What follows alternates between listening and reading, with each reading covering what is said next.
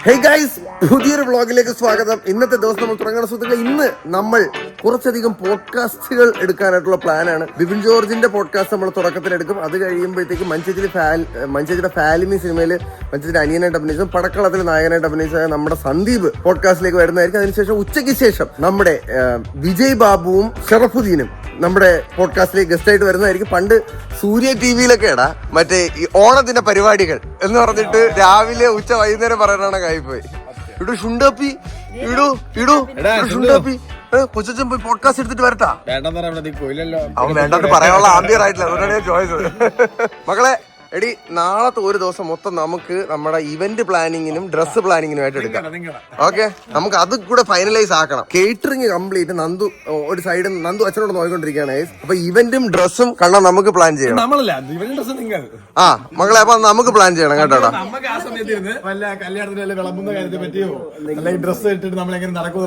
ആണല്ലേ, നന്നായി. എനിക്ക് അറിഞ്ഞു, ഇവന്മാർക്ക് വയ്യ. ഇവന്റും ഇതിലും ഡ്രസ്സിൽ ഞാൻ കൈയെടുത്താറില്ല. കാരണം ഡ്രസ്സ് ഫാഷൻ ഡിസൈനിന്റെ പരിപാടിയും ഇവന്റ് എന്ന് പറഞ്ഞാൽ നിങ്ങൾ ക്രിയേറ്റീവ് സൈഡിലല്ല, നമ്മൾ ക്രിയേറ്റീവ് ഇല്ലാത്ത ആൾക്കാരാണല്ലോ. നീ പിന്നെ എന്താ ഉള്ള ആളാണ്? ഞാൻ പൊട്ടൻഷ്യൽ ആണല്ലേ. ആ ഓക്കെ മക്കളെ, അപ്പൊ പോഡ്കാസ്റ്റ് എടുത്തിട്ടാ. എടാ നിങ്ങൾ പറ്റും കിടക്കിറങ്ങാം കേട്ടോ അങ്ങോട്ട്. ഓക്കെ, ടാറ്റ ടാറ്റ ടാറ്റ ടാറ്റ. 8 മണിക്ക് തന്നെ ബിബിൻ ബ്രോയുടെ പോഡ്കാസ്റ്റ് നമുക്ക് തുടങ്ങാം guys. Today is gonna B A really BC day. കാരണം ഓരോരുത്തരുടെ എപ്പിസോഡും മിനിമം ഒരു 1.5 മണിക്കൂർ അല്ലെങ്കിൽ ഒരു 2 മണിക്കൂർ വെച്ച് എടുക്കുകയാണെങ്കിൽ തന്നെ അത് അത്യാവശ്യം നല്ല രീതിയിൽ വർക്കുണ്ട്. സന്ദീപ് റെഡിയാണോ? അയ്യോ, ഐശ്വര്യമായിട്ട് നമുക്ക് ഇന്ന ദിവസം തുടങ്ങാം സുഹൃത്തുക്കളെ. അങ്ങനെ നമ്മൾ പോഡ്കാസ്റ്റ് സ്റ്റുഡിയോയിലേക്ക് എത്തിയിരിക്കുകയാണ് സുഹൃത്തുക്കളെ. നമ്മുടെ പിള്ളേരൊക്കെ എവിടെ? ഹോയ്. ഓ ഹലോ മൈ ബോയ്, സുഖാണോ അർജുനെ? ഇന്നലെ മൊത്തം നമ്മൾ കൂടെ തന്നെ ഉണ്ടായിരുന്നു ഗൈസ്. നമ്മള് പുതിയൊരു സ്റ്റുഡിയോ പ്ലാനിങ് അല്ലേടാ ഗൈസ്. ഇത് എന്റെ ഒരു കട്ട വൈബ് അല്ല ശരിക്കും പറഞ്ഞു കഴിഞ്ഞാൽ. അപ്പൊ എനിക്ക് ഈ സ്റ്റുഡിയോ എന്റെ വൈബ് ആക്കണം. ആരാ ഹോസ്റ്റ് ആണോ? ഞാൻ ഗസ്റ്റ് ആയിട്ട് വരട്ടെ, ഓർഡറാ. അപ്പൊ ഗൈസ് ബിബിൻ ബ്രോ എത്തിക്കൊണ്ടിരിക്കുകയാണ്. നമുക്ക് ബിബിൻ ബ്രോയിൽ നിന്ന് തന്നെ തുടങ്ങാം. റെഡി അല്ലേ എല്ലാം? ഈ സെറ്റ് നമ്മൾ ഒന്നുകൂടെ സെറ്റണം ഗൈസ്. അതിനുള്ള പ്ലാനിങ്ങിലാണ് ഞാൻ. എന്നാലും ആദ്യം ബിബിൻ ബ്രോ വരട്ടെ. അതാ വിദൂരതയിൽ നിന്നും മന്ദം വരുന്നോണ്ടിരിക്കുകയാണ് സുഹൃത്തുക്കളെ നമ്മുടെ കഥാനായകൻ. ആ കിയയുടെ പുതിയ വണ്ടിയിൽ ആ നായകൻ ഓടിച്ച് കയറ്റിയിരിക്കുകയാണ്. നായകന്റെ അസിസ്റ്റന്റ് പുറകെ നടന്നു വരുന്നു.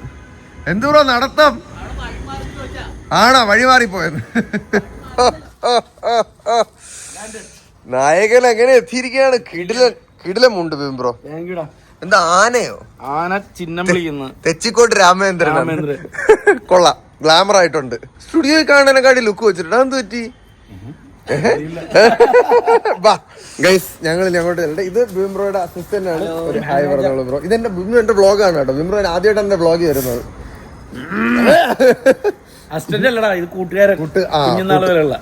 കൂട്ടുകാർ അപ്പൊ സെറ്റാണ്. ഈ കൂട്ടുകാരുടെ തലയിലിരിക്കുന്ന മുടി എന്റെ തല കണ്ട് ഇൻസ്പയർ ആയിട്ട് വന്നതാണ്. പക്ഷെ ഇത് 110 മുടിയും ഇത് 70 രൂപയുടെ മുടി. ഈഗോ അടിച്ചത്. ബൈ ബിബിൻ ബ്രോ, ഞങ്ങൾ അതോട്ട് കയറട്ടെ കേസ്. കുറച്ചു നേരം കഴിഞ്ഞു കേസ്. കുറച്ചു നേരം എന്ന് പറഞ്ഞു കഴിഞ്ഞാൽ 2 മണിക്കൂർ കഴിഞ്ഞിരിക്കുന്നു. നേരത്തെ ക്ലിപ്പ് നിങ്ങൾ കണ്ടതിൽ നിന്ന് 2 മണിക്കൂർ ഇരുന്ന് സംസാരിച്ച കേസ് നമ്മളോട്. ബിബിൻ ബ്രോ എങ്ങനെ ഉണ്ടായിരുന്നു ആദ്യത്തെ പോഡ്കാസ്റ്റ് എക്സ്പീരിയൻസ്? എടാ ഇത് അങ്ങനെയൊന്നും തോന്നിയില്ല. നീ സാധാരണ നമ്മുടെ ഗ്രീൻ റൂമിൽ ഇരുന്ന് എന്തൊക്കെയോ ചോദിക്കുമ്പോ ഞാൻ മറുപടി പറയും. അത്രയും എനിക്ക് ഫീൽ ചെയ്തിട്ടുണ്ട്. ഭയങ്കര 2 മണിക്കൂർ ആയെന്ന് ഞാനും ഇപ്പോഴും അറിയണം. പിന്നെ കുറെ നാൾക്ക് ശേഷം എന്റെ തന്നെ ജീവിതത്തിലേക്ക് എനിക്കൊന്ന് തിരിഞ്ഞു നോക്കാൻ പറ്റില്ല. എന്റെ അപ്പനെയും എന്റെ വന്ന വഴികളും എനിക്ക് തോന്നുന്നു ഞാൻ ആരെയും പേര് മറന്നിട്ടില്ല എന്ന് തോന്നുന്നു. എന്റെ ജീവിതത്തില് എനിക്ക് ഏറ്റവും വേണ്ടപ്പെട്ട എല്ലാവരെയും ഞാൻ പേര് നന്ദിയോടെ ഞാൻ ഓർത്തിട്ടുണ്ട്. ഇടയ്ക്കൊക്കെ വെച്ച് എവിടെയോ എന്റെ കണ്ണെന്ന് ചെറുതായിട്ട് പൊടിക്കുന്ന നനഞ്ഞായിരുന്നു. എന്തായാലും അടിപൊളിയല്ലായിരുന്നു അഭിപ്രായം. എങ്ങനെയുണ്ട് പോഡ്കാസ്റ്റ്? സൂപ്പർ. ഇനി ഇതിപ്പോ ഓഡിയൻസിന് കൊടുക്കണല്ലേ? അതെ, നിന്റെ പോഡ്കാസ്റ്റ് നല്ലതാണ്. ഞാൻ ദിലീപേട്ടന്റെ എപ്പിസോഡ് ഞാൻ കണ്ടാണ്.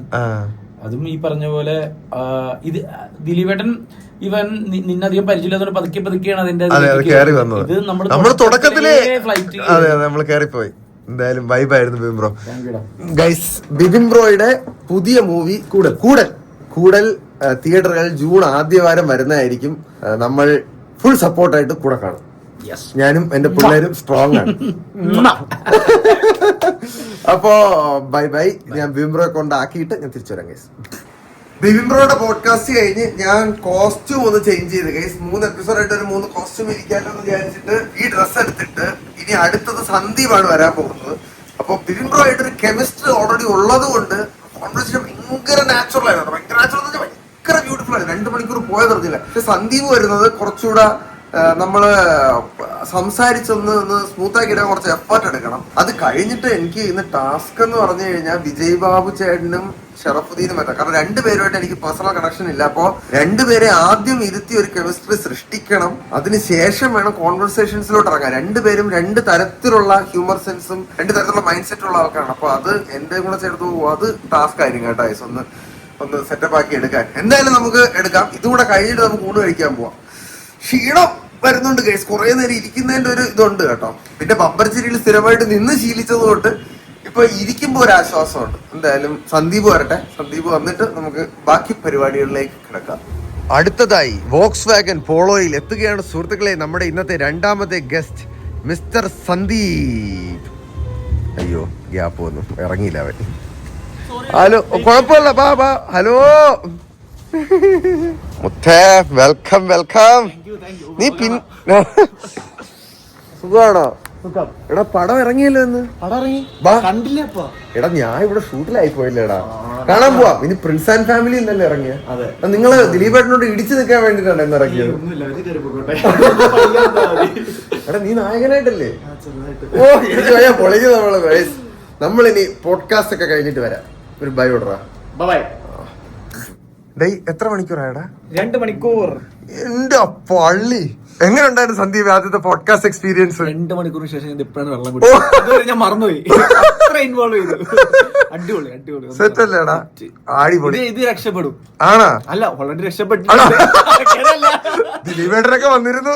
ഈ ഒരു സംരംഭം കാർത്തിക് സൂര്യ അൺലീഷ്ഡ് അല്ലേ?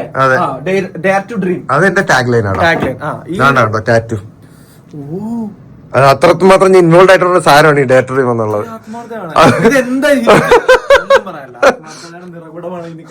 താങ്ക് യുടാ. ആക്ച്വലി ഭയങ്കര രസമായിരുന്നു ഇവരോട് സംസാരിച്ചിരുന്നപ്പോ.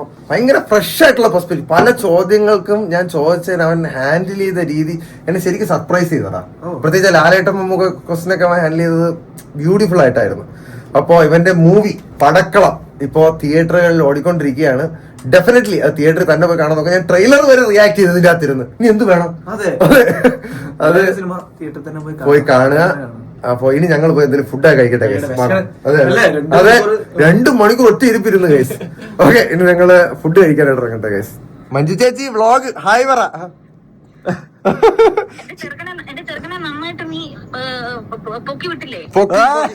അല്ല അവൻ തന്നെത്താനെ പൊങ്ങിയ. ഞാൻ എന്റെ ആവശ്യം വന്നില്ല. അവൻ നല്ല ഉത്തരങ്ങൾ അയച്ചു തന്ന എല്ലാത്തിനും. അങ്ങനെ ഞാൻ വെച്ച് ഞാൻ തന്നെത്താനെ പൊക്കിയത്. അല്ലല്ല, അങ്ങനെയല്ല. നന്നായിരുന്നു. അടിപൊളി സജഷൻ ആയിരുന്നു ചേച്ചിയുടെ.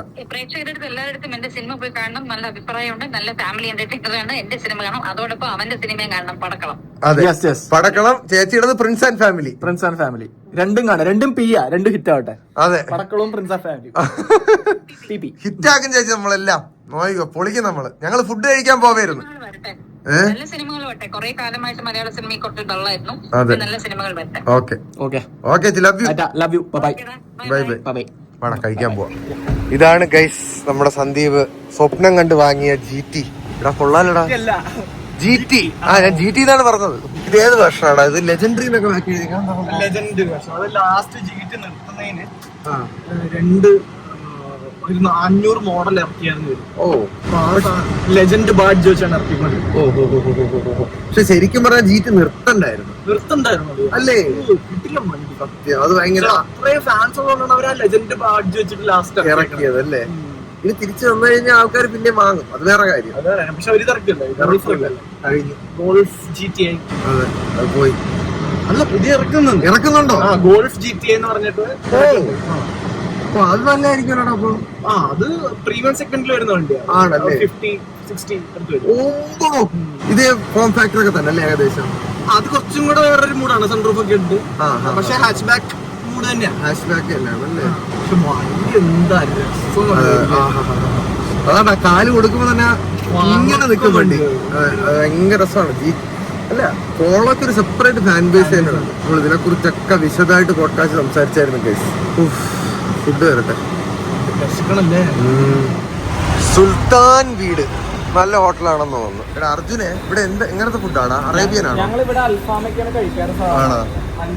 മന്തിയൊക്കെ ഉണ്ടല്ലേ? ഊണില്ല എന്നാണ് എന്റെ ബലമായ വിശ്വാസം. ഉണ്ടാവോ? ആ ഓക്കെ, എന്നാ ബാ ഇരിക്കാം അങ്ങോട്ടേക്ക്. ആസ് യൂഷ്വൽ ഗൈസ്, കുറച്ച് ചോറും കൂടുതൽ കറികളും. പിന്നെ ചമ്പാവരി ചോറുണ്ട്.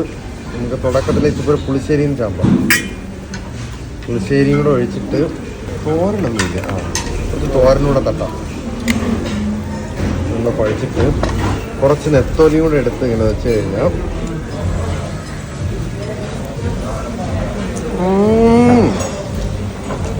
കുറച്ചുകൂടി കൊള്ളാം. അങ്ങനെയുണ്ടോ ഫുഡ്? സെറ്റല്ലേ?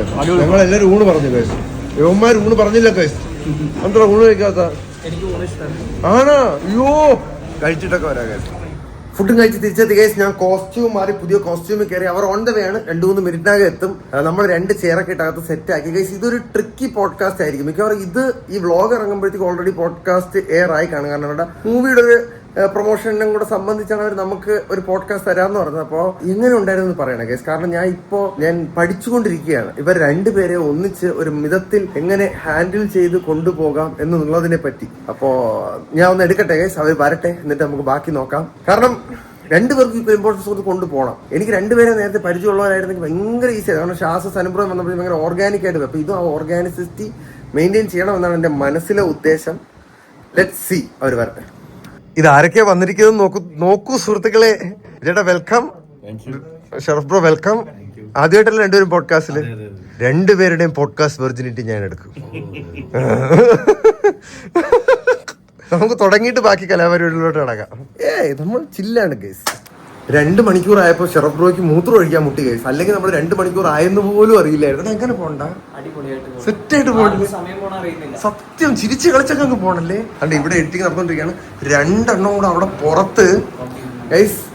സിനിമ റിലീസായതിന്റെ ഒരു പ്രൊഡ്യൂസറുടെ ഒരു നടന്റെ ടെൻഷൻ എനിക്ക് ഇവരുടെ മുഖത്ത് ക്ലിയർ ആയിട്ട് അറിയാം. ഷറഫ് ബ്രോ അവിടെയും സംസാരിക്കുന്നു, വിജയേട്ടൻ തന്നെ ഇവിടെ നിന്ന് സംസാരിച്ചോണ്ട് പോകുന്നു. എന്റെ പൊന്നെ, കാരണം എന്തുമാത്രം കോളുകൾ അവരുടെ. ഇത് വേറെ ഒരു എനിക്കറിഞ്ഞൂടെ കൈസ്. കാരണം ഇത്രയും കോടിക്കണക്കിന് രൂപ മുടക്കി ഒരു പടം എടുത്ത് അതിന്റെ ഒരു ഔട്ട് വരുന്ന സമയത്ത് ഒരു പ്രൊഡ്യൂസറുടെ ഒരു നടന്റെ പെർസ്പെക്റ്റീവാണ് ഇപ്പൊ ഞാൻ കണ്ടോണ്ടിരിക്കുന്നത്. ഓക്കെ, ഇനി 2 മണിക്കൂറായി ഗൈസ്. ഈ 2 മണിക്കൂർ ആയെന്ന് ബ്രെയിനിൽ കയറി കഴിഞ്ഞാൽ പിന്നെ പെട്ടെന്ന് തീർക്കണമെന്ന് മനസ്സ് വരും കേട്ടോ. അറിഞ്ഞില്ലെങ്കിൽ നമ്മളങ്ങ് പൊക്കോണ്ടേയിരിക്കും. എന്തൊക്കെയോ സംസാരിച്ച് നിങ്ങളിത് ഇറങ്ങി ഞാൻ പറയണത് നിങ്ങൾ കണ്ടിട്ടായിരിക്കും ഇത് കാണുന്നത്.